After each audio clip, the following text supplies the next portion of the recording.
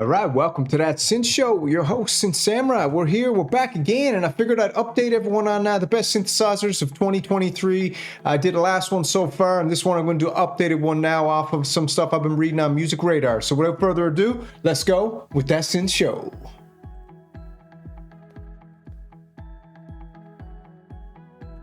All right, welcome back. So, it's been a good year so far for synthesizers. I think we've had a lot of stuff come out. You know, we had the MiniFreak, we had the Groove Synthesis, we had the Pro 800. We've had them all come out. And Behringer's released like 6 synthesizers this year. They did the Edge, the Mini VS Pro, the Mini Pro VS, whatever it's called. They did the Pro 800.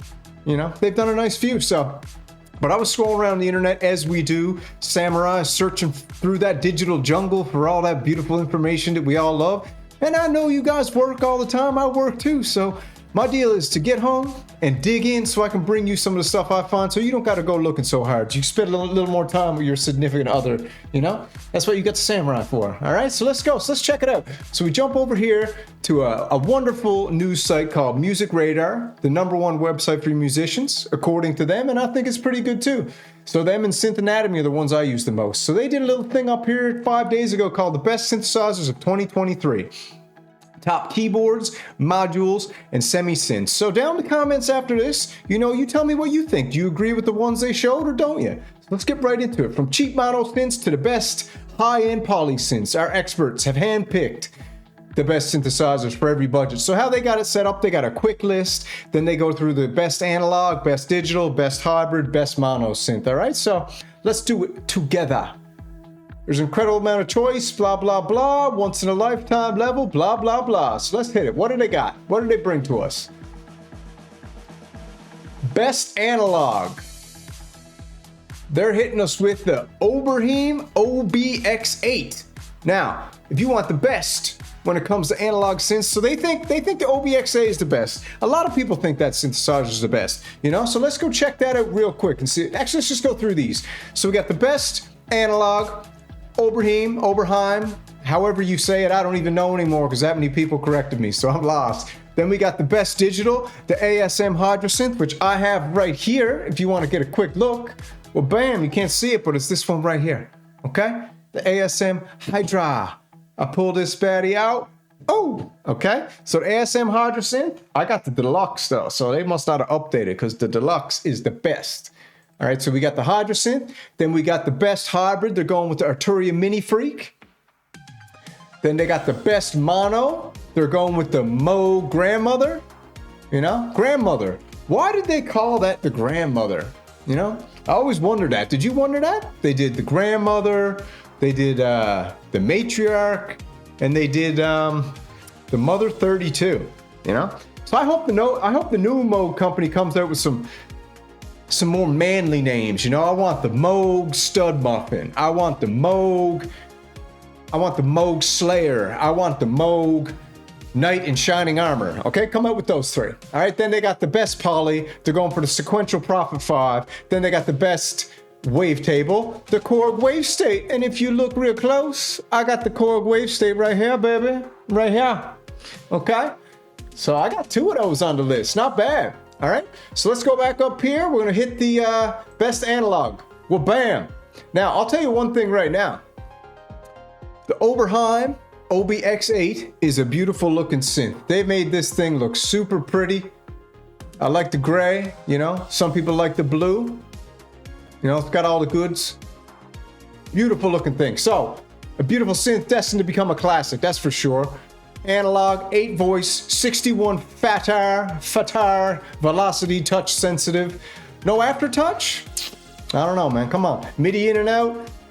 Sequencer 0, effects 0.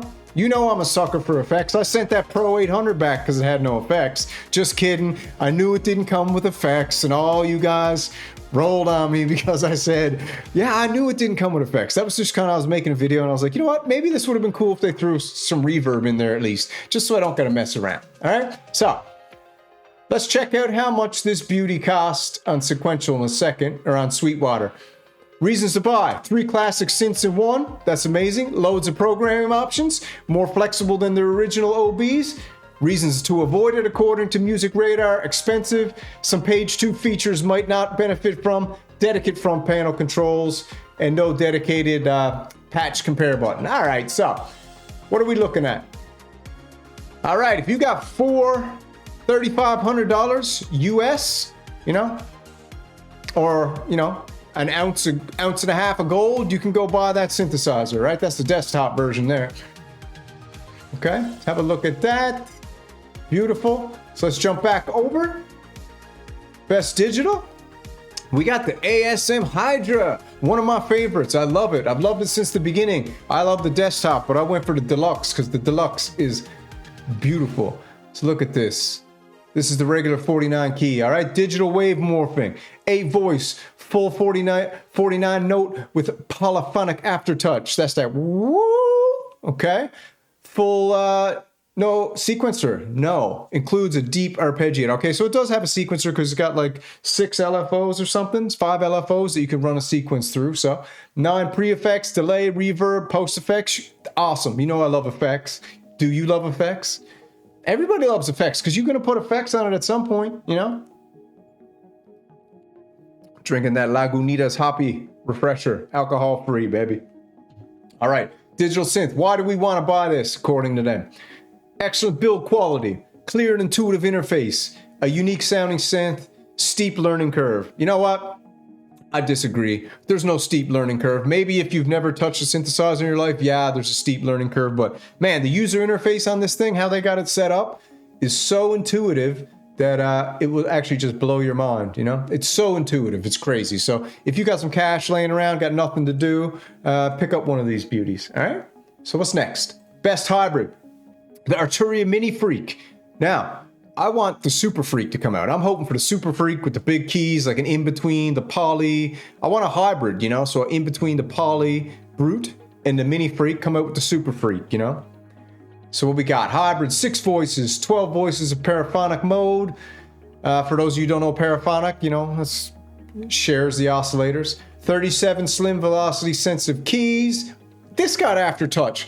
OBX8, Oberheim, put in some aftertouch, will you? Come on, man, for $4,000, you gotta put in some aftertouch. This here goes for $5,000. You know, we'll go back and check it in a sec. All right, so 3 digital effect slots, insert and send modes, 10 effects to choose from. So that's cool, effects, MIDI in, out, through, cool. Korg better start putting some MIDI throughs on their synthesizers because that's annoying.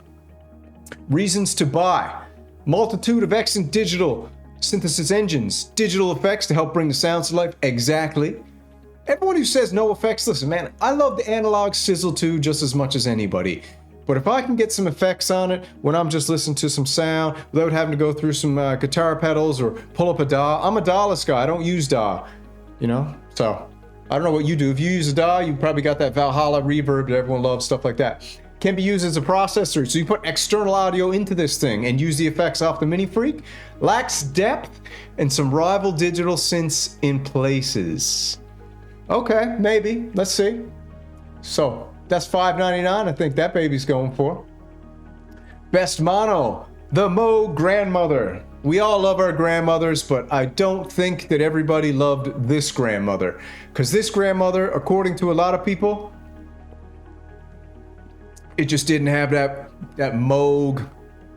The grandmother was missing the cojones, which is explainable, you know? So the grandmother didn't have the cojones, according to a lot of people. Didn't have the, you know what, that growl. So, but some people love it. And to be honest, I like it too. I like how it sounds. I'm not a snob. I like every synthesizer, to be honest with you. Every single synthesizer I've ever touched in my whole entire life, and that's not a lot, I've loved them all because I just love sounds. Maybe you love sounds too. All right, so Moog grandmother, mono synth, 1 LFO, spring reverb, 2 VCOs, 2 VCF, 24 decibel low pass filter, 6 decibel high pass filter, 32 note keyboard with sequencer and arpeggiator, 41 patch points. That's cool. Reasons to buy it: flexible, patchable design. You can hook this up to your modular setup if you got it. Classic mode modular sound. Some functions are hidden and not so obvious. All right. Best poly, the Sequential Prophet 5. People love this beauty, and I'll tell you what, I'm a sucker for wood grain. I love vehicles with wood grain on it. That's why I love those old station wagons, the Wagoneer with that wood grain across the side, you know? You know who else likes wood grain? Nelly, the rapper. And it is a little bit hot in here. All right, so we got analog synthesizers, 5-note polyphony, 61-note semi-weighted fatter keyboard with velocity and aftertouch. So Oberheim, you're out. No aftertouch, you're out. Why wouldn't you put aftertouch? Switchable low-pass filter between the Dave Robson Design 2140 and the Doug Curtis Design CEM 3320. Connections, classic. All right. Reasons to buy this baby. All the features of the original plus filter options for various revisions. Amazing sounds, easy modulation, polymods, velocity and aftertouch really bring the sounds alive. I can vouch for that because, you know, poly aftertouch blows everybody's mind, you know. Reasons to avoid: expensive compared to similar price machines. You won't really want to gig with it. I don't know. Why don't you want to gig with it? Because it's so friggin' expensive, maybe, you know. Then we got the best wavetable is the WaveState. This thing's pretty too, but I'll be honest with you, it's just a piece of plastic. It's a VST in a box or a Rompler in a box, but it sounds awesome. The only thing you will need with it is you will need some equalizer on it. You know, if you get one of those equalizer pedals, you can really bring this thing to life, because for some reason the output on it is super low, but let's see if they got that in the thing. 96 voices, obviously, crazy. Effects, sequencer, that's cool. A lot gets stuck into sound-wise. A lot to get stuck into. Okay, this must be British, stuck into. Get stuck into it, mate. Get over here, mate. Get stuck into the curry and fries, mate. Get stuck into it, mate. All right, so get stuck into comprehensive modulation. Bit of a learning curve. So I'll tell you one thing about this WaveState. Huge learning curve. You know, I haven't even learned mine properly yet. I'm just playing around with the sounds, but I made a couple patches, but man, this thing is not easy to program, and that's probably the biggest downfall to it. So that's cool. And then we got, let's see what the prices are on these babies. All right, so if we're looking at the ASM Hydrasynth from Sweetwater, we got coming in at $799 for the desktop. I think it's $1,200 for the regular or something like that. All right. Then we got the MiniFreak coming in at $599. That's a good price. So I don't know. I think if you're going to go for a synthesizer out of all these, the ones they picked anyways, I'd go with the MiniFreak probably. I think the MiniFreak got the best overall options. You know, let's check this Prophet 5, because how much does this thing cost?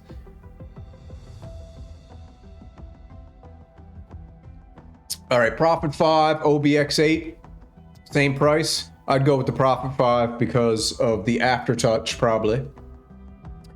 All right, what else we got over here? And the WaveState's $599, don't even need to check it. Moog Grandmother's what, $899 I think? Let's check that out.